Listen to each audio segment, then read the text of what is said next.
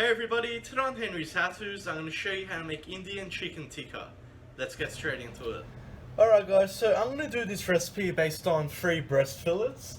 You can use 5 fillets if you prefer, that's up to you. So what we need to do is obviously clean them up, make sure there's no bones or anything. And we just want to cut them into strips. Once you've cut them into strips, we just want to dice them into little cubes like so.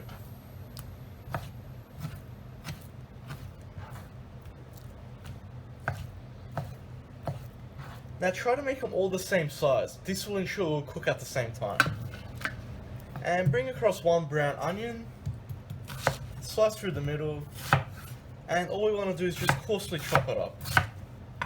And add this straight to our chicken.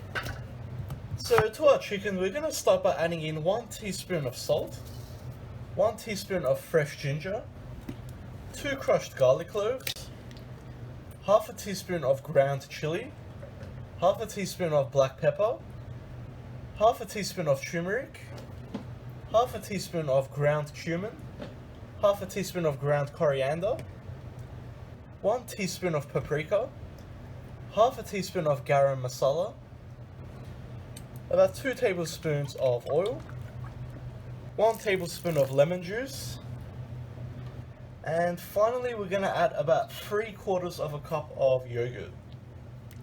Now use Greek style yogurt, don't use any sort of sweetened yogurt. All we need to do now guys is just give this a good mix together. Just like so, you want to make sure it's well covered.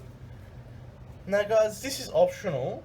It is very common to add tandoori colouring to actual chicken tikka. If you want to do that, go ahead. I'm going to do it for the sake of the video. So you just want to add a touch. I'm just going to add about half a teaspoon. Now you can find this in most Indian supermarkets. And we'll mix that through as well. And that's how we develop that dark red colour. Now don't add too much. If you add too much, it's going to look too artificial. So all we're going to do now is just cover this with some cling wrap.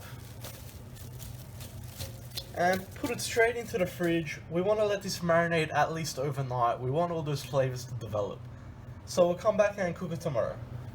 Alright guys, so it's the next day, so let's go ahead and skewer these and cook them. So first thing we need to do is just give it another mix, just to make sure it's well coated again. Now guys, with all my kebab videos, you'll see I use long metal skewers like this that go onto my grill. If you don't have this option available, you can put these on wooden skewers as well, that's fine. Just make sure you soak the skewers before you skewer them. So we'll begin by threading on our meat. And as I always mention, put meat that's about the same size onto each skewer. This will make sure they're all cooked at the same time. Just like so. Now you don't want to put too many either. Alright guys, and once your grill's ready, we'll place our skewers straight on top. Now I'm cooking on a medium to high heat. Don't go too high, you're going to burn it. After a minute, we'll flip our skewers. This will seal them and keep all that flavour in. After another minute, we'll flip it again.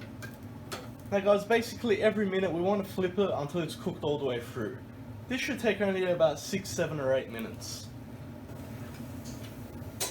Alright guys, so it's been 7 minutes.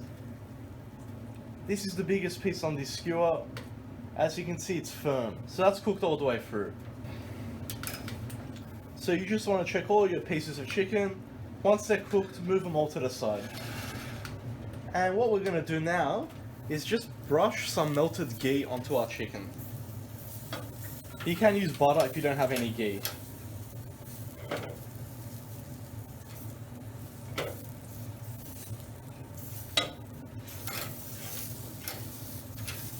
And now we're ready to serve.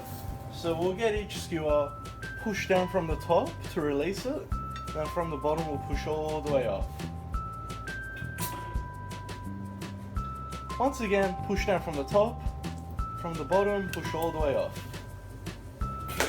And there we have it guys, ready to go with some rice, some bread, some salad, or perfectly just as its own. I hope you like that, guys. Please like and subscribe. If you got any comments or suggestions, just leave them at the bottom, and I'll see you all next time.